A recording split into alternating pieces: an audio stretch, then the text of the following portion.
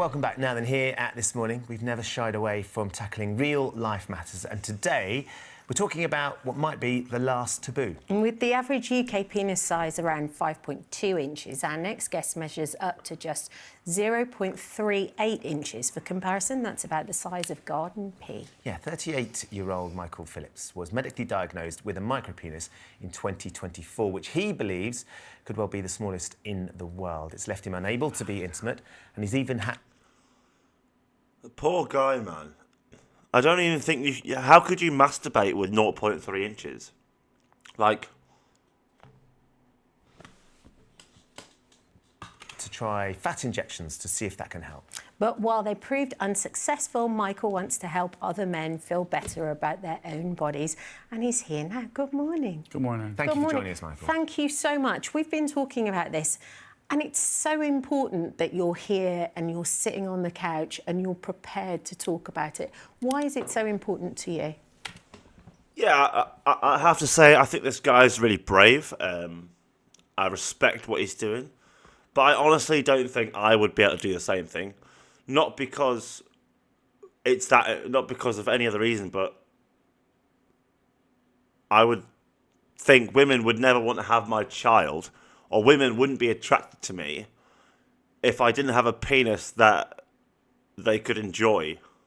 Sounds a bit stupid, but humans are very fickle creatures. So the reason why women like longer dicks is because they're more likely to get pregnant from them. It's a biology thing. Same with why men like young, fertile women, because they're more likely to have a baby. It's a biological thing.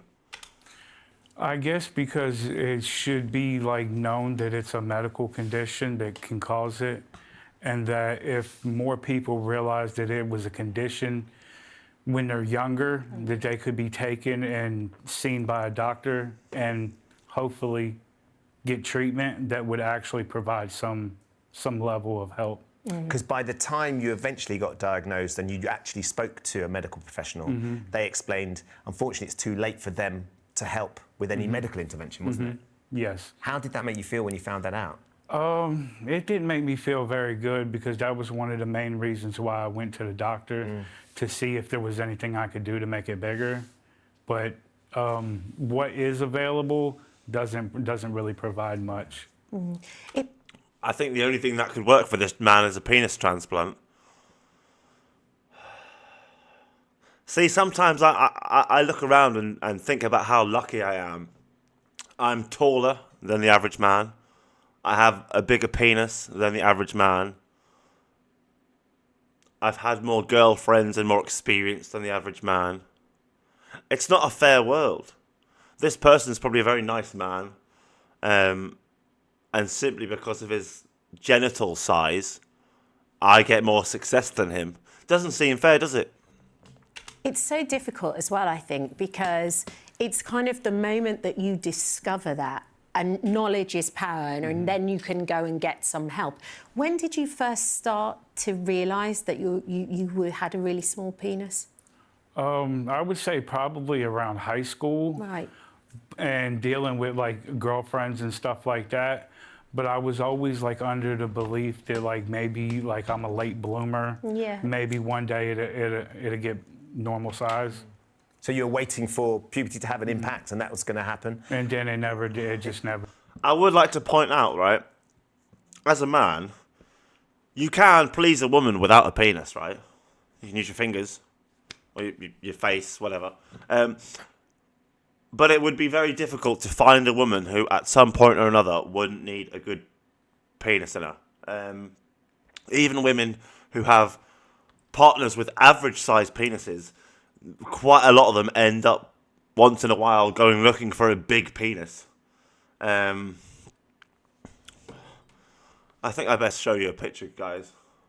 Let's have a look. I'm sure I've got a picture here that might help. All right, so let's have a look. Photos. This is the one. Oh, you can't really tell there, which is good. Let's find the one I'm looking for.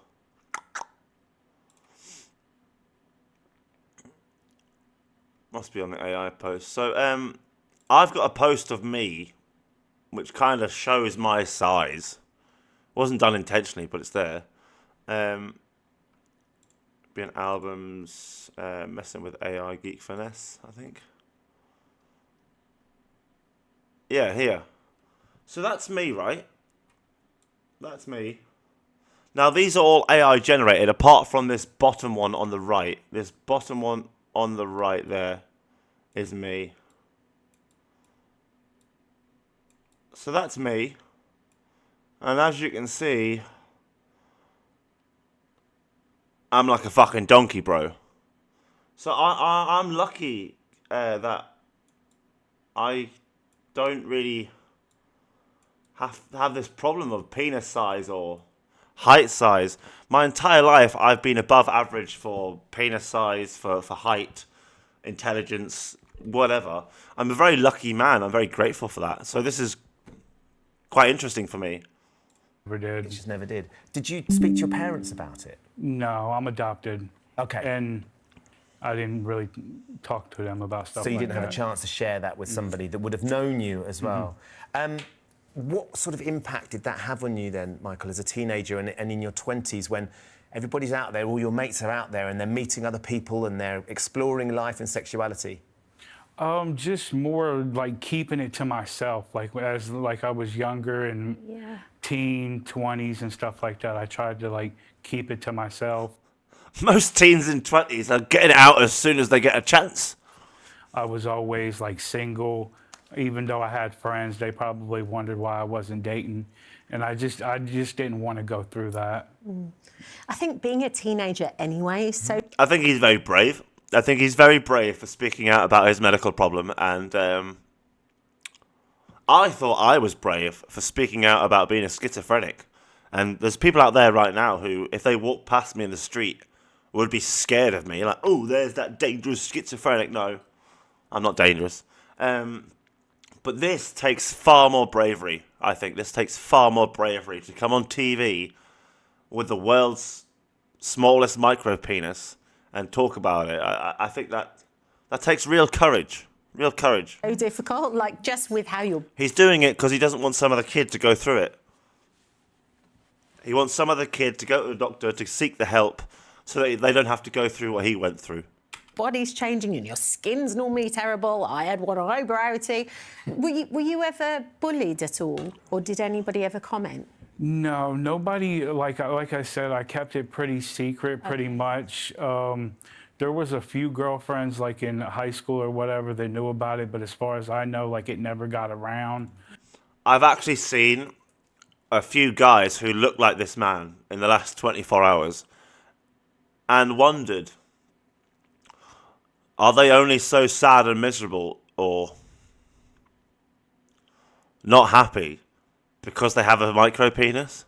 Like, sometimes I look at these people like they're really overweight, you know, they've never shaved in months, they don't look after their hair, they clearly don't exercise, they don't look very happy, and I just think, why sometimes? Because some of them are very intelligent men, and I just don't get it. And I'm starting to think it might be they all have micro penises.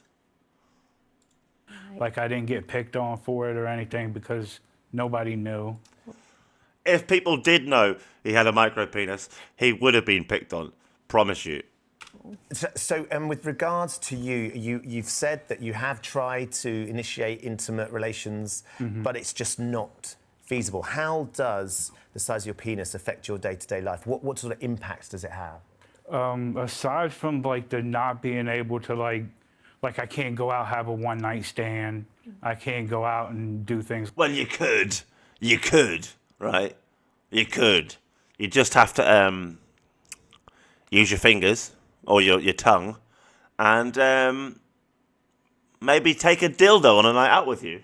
If you take a dildo on a night out with you, my friend, I guarantee you a woman will come back to play with you. I guarantee it, mate. Women, although they're not, all very, they're not all slags. There are women out there who would happily let you practice your penis work with a dildo on her. Like, if you were nice about it, bought her a few drinks, maybe, told her hair looks nice. Poor guy. But the relationship is difficult, yeah. It'd be very easy in his shoes to get a woman into a bedroom if you had a big penis. With a small penis, I can understand why he's a bit dubious, but you could just carry a dildo with you, mate. Things like that. But it also affects you with your ability to use the restroom, your confidence. Because you can't urinate standing up, can you? No, even sitting. There's no way in hell I bet he goes swimming. So I don't think he could go to a swimming pool because he'd be too afraid of people being able to see how small his penis is through his shorts. So he wouldn't go swimming. I guarantee it. Whereas me, I'll walk out like, yes, look at me. And then just jump in the pool. I don't care. Sitting down can be tricky with cleanup and everything. Right. So I think you were saying, and this is something that we'll be able to identify here, if you go to an NFL game or a huge sport. I guess there's no real equivalent to this for a woman. But imagine as a woman, your vagina was so wide, was so gaping, that literally no man could have sex with you because no matter who put their penis in you, it just fell out because you were like a I don't know what to say.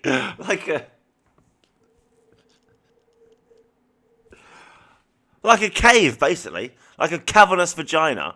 That, no matter which man had sex with you, was like, is it in yet? I can't tell if it's in yet, right? Imagine you as the woman heard that every time, because your vagina was so large, no man's penis was big enough to fit in it. That would be the only way you could understand this man's position. And there's no single woman in the world with that problem, because they could do Kegel exercises and tighten their vagina, the stupid Mia. Occasion, you need a stall to be able to go to the toilet, and that's not always an option. No, it's not. Michael, what about having relationships as well? Because that must be really tricky as to kind of when to... That'll be the hardest part about this. Sex is easy, right? He could pay a prostitute. I don't know how they'd do their job, but, sex is one thing. To find a relationship where another human wants to spend time with you, be around you, must be really hard that his penis stops that. There are many men like him who would sadly take their own lives or other people's lives. And realistically, he just needed some medical help when he was a child. Broach the subject, when to say something, what do you say when you do that? How do you handle that? I've probably tried every way possible. Like, you can be upfront, like right at the beginning. You can try to talk to somebody for a while and get a connection and then tell them. Or sometimes you don't say nothing at all. I mean, relationships between people, and often we talk about this, don't have to be physical to have a strong connection. And you've got plenty of friends that you do a lot of travel, don't you? So you explore the world and you're always investigating. Are you holding out hope, Michael, at some point you will find someone that you can share your life with without that part of it being instrumental? I believe so. Like, since I started talking about it, like, a lot, you don't really get...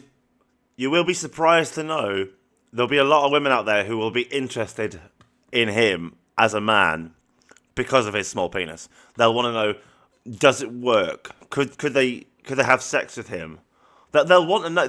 Him being so brave and courageous and speaking out on TV about this will have actually made him attractive to some women in the world. He will get messages on social media over this. Get the perspective of women unless it's... I would message him saying, well done. I respect you for speaking out. It's not easy speaking out about certain medical problems. So, ever since I spoke out about being a schizophrenic, most people who don't know me walk past me in the street looking at me like I'm some dangerous criminal or something like that. They look at my girlfriend like, I can't believe you're with him. Like, it's not easy.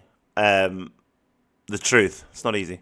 It's brought out there, and there's been a few stories about me now so far, and I've read comments, and I've learned that there's like a huge population of people that just don't care about that sort of thing. No, that's the thing, mate. it's none of my business, this guy's penis size. None of my business at all. And there are women out there who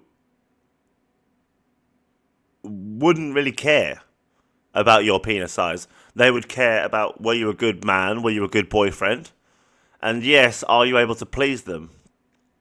But you can please a woman without a penis. Literally, you can make a woman orgasm with your finger. Just one finger.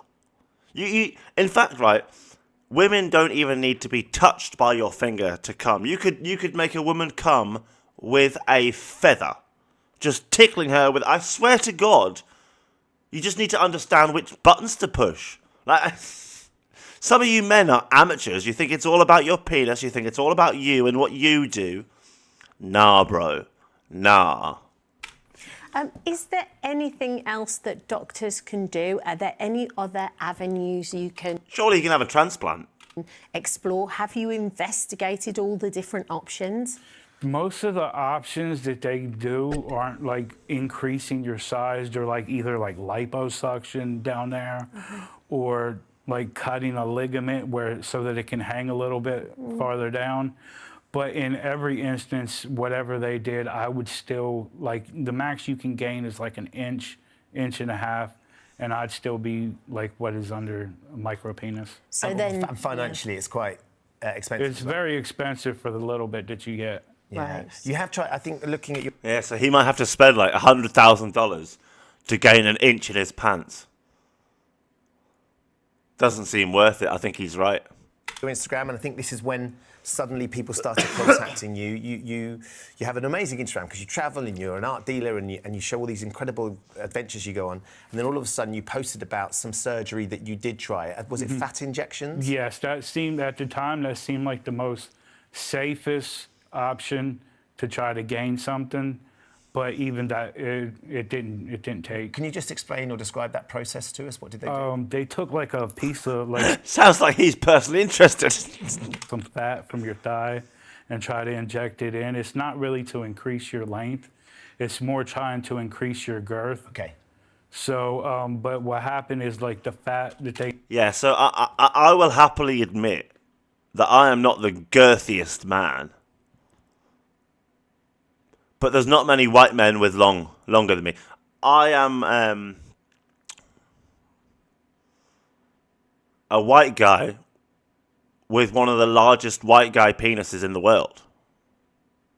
But not from girth, from length. About 9 inches erect. I don't know, is his 0.38 inches erect or flaccid? I'm guessing flaccid, because I am definitely not 9 inches flaccid, so... I don't know. But yeah, it's a bit weird, me sitting here at the opposite end of the spectrum to this guy. It's a bit weird, to be honest.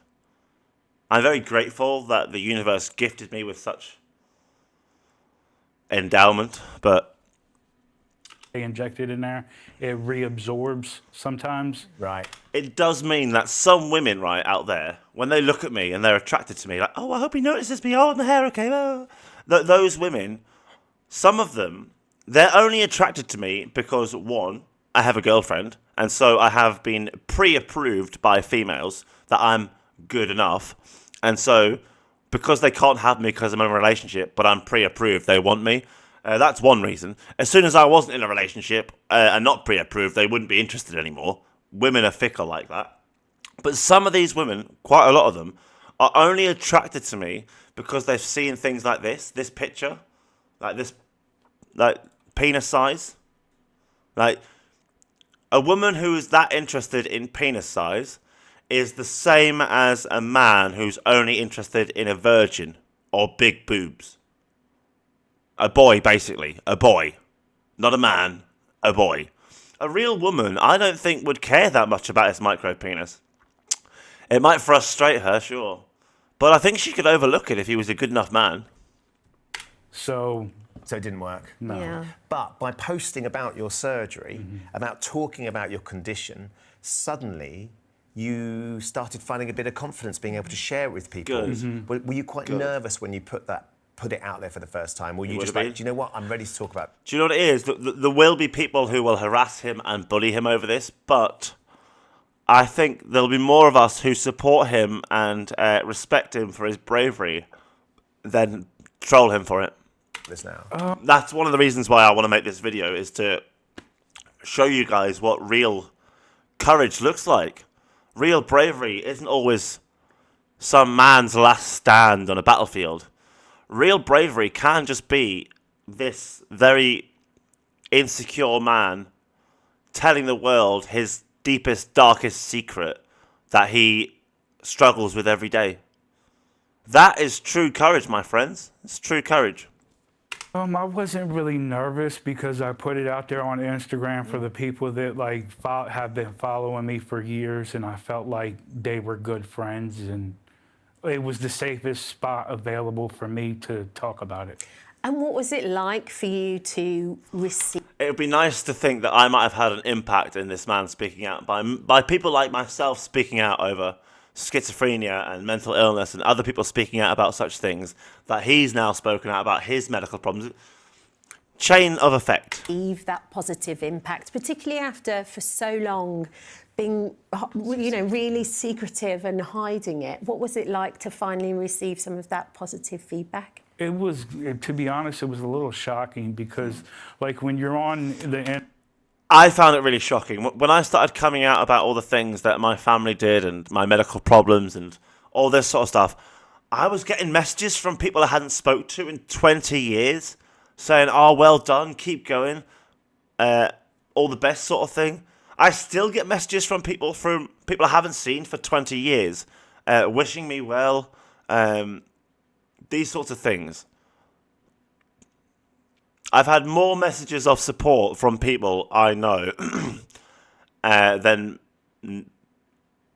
people I know saying bad things. There's been the one or two people I know saying bad things, but it tends to be only about politics, and they don't agree with my politics, so they insult mental disability or something. It's not me personally, usually. It's just that they're trying to make out it's me personally, because they can't beat me in politics or a debate. So they go and try and attack my person.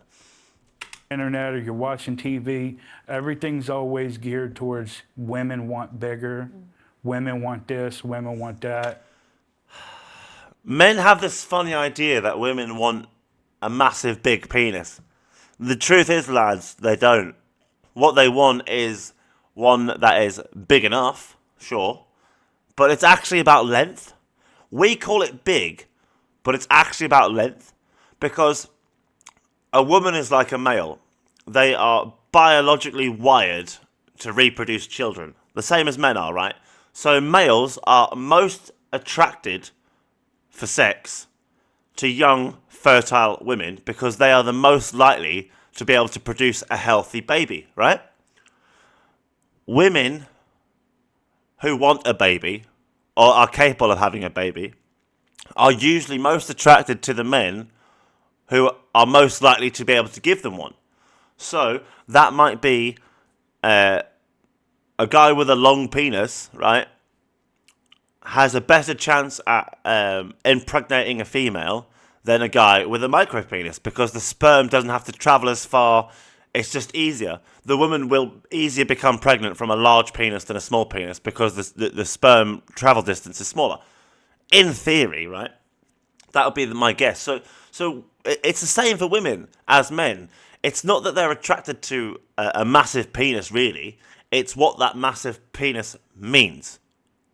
That massive long penis means that they could impregnate a female easier than someone who didn't have a massive long penis. It'll also be more sexually pleasing for them, which would also make it easier to fertilize them.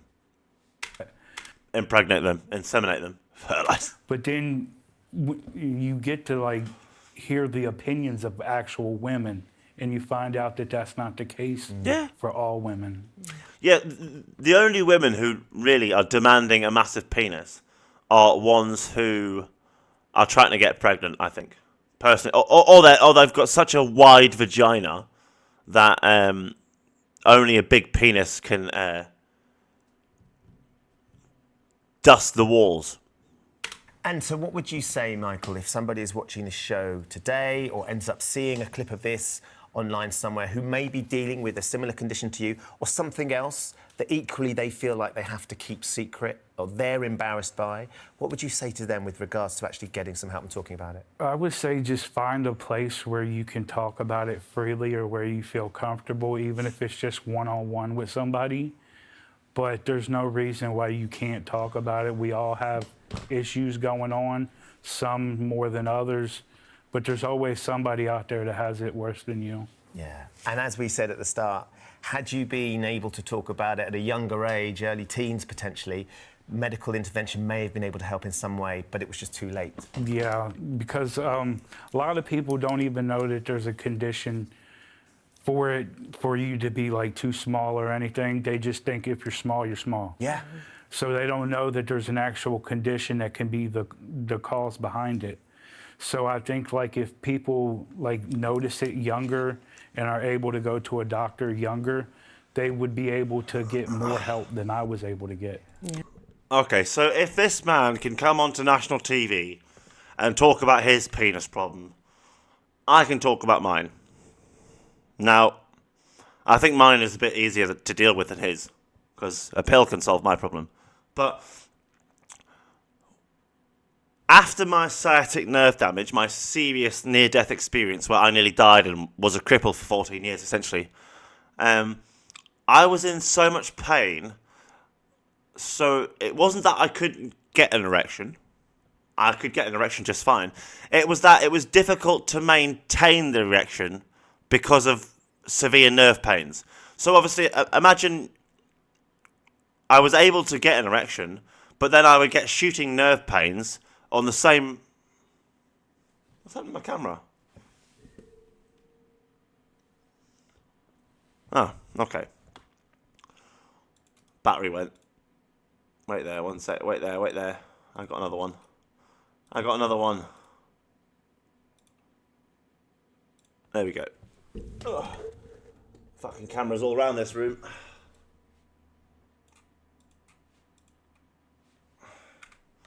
So yeah, it's not that I wasn't able to get an erection. It was actually just because the pain was so severe that it would interrupt, so to speak. So my erection would go down, and then I'd have to get it back up and start again, which is what I did. But after many years, it got quite difficult for me, and it got to the point where I was held under the Mental Health Act, and I was put on certain medication called Zuclopenthixol and Flupentixol, and that stopped me being able to get an erection. Fully stopped me being able to get an erection. No matter what I did, I could have sat there playing with my penis for an hour, looking at porn, and I wouldn't have even got a semi on. These antipsychotics just ruined any ability to get an erection whatsoever. So then my relationship with my daughter and her mother kind of broke down. It was at the very moment when I was no longer able to get an erection that the relationship with my mother and the daughter kind of broke down. And it was a bit weirdly timed that it was that moment. The very moment where my genitals stopped working was the moment everything kind of... Anyway, she claimed that wasn't why, but bit of a coincidence. Anyway, so years later, it took me about 4 or 5 years to get off this medication. This medication didn't help me. It was forced on me by the British government. Alan Turing committed suicide and killed himself, one of Britain's greatest scientists, because they did the same thing to him. They forced injections into him and forced medication into him, made him sterile, and he committed suicide. I wasn't going to commit suicide, but they did the same thing to me. They did the same damn thing to me. So eventually, about a year and a half, 2 years ago, I wanted to try and, have a girlfriend and try and get going again. I was off this medication. I was not on that medication. So as far as I was aware, things should work fine. So went to meet women and do stuff. And it did work, but my emotional and mental block caused more issues as well that had been caused from, all the shit. So it then got to the point where they made it so you could buy, Viagra in Tesco's, right? And so I went and got some Viagra from Tesco's, and you get your club card points for it. So you can go to Tesco's, buy a Viagra, get some club card points for your Viagra, and then go home and use it, right? But because the government actually caused me my issue by forcefully injecting me, they are now forced to give me Viagra for free. So actually, the government now pays for me to get an erection. It's quite funny, really. And I don't get Tesco club card points because I get this on the NHS now. So if this guy can talk about his penis problems, then I can talk about mine. I'm perfectly able to get an erection. It's not a problem. Maintaining an erection is also all right. I can do it. But all it takes is a really bad pain signal through my sciatic nerve and my erection's gone. So I have to use some assistance so it doesn't go down. It's as simple as that. But I am lucky enough that, I do have a 9-inch penis. So I can't complain. But before the British government forcefully injected me with deadly toxic medications that could have killed me, and they knew was never going to cure me or solve my medical problem, I never ever had a problem getting an erection. Never had a problem. I had a problem maintaining the erection because of the pain, but I never had a problem getting an erection. After the years of torture and human experimentation by the British government, that changed. And so now you guys, the taxpayers, essentially have to fund my erections because of what the British government did. And that's just the tip of the iceberg. So yeah, if this guy can speak out about his problems, I think I could speak out about mine. And I think a lot of men out there would do well to do the same. So as I've already said, I'm not the girthiest man in the world. I'm not like I'm not like this. I'm just a normal average girth. But my length, far above average. So I'm quite grateful for that, yeah. But it wasn't very nice to have the British government do to me what they did to Alan Turing. No. And the British government actually owes me compensation for that as well.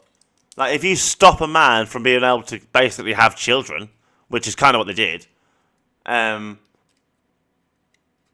you owe them millions and millions of pounds. I'm serious, millions.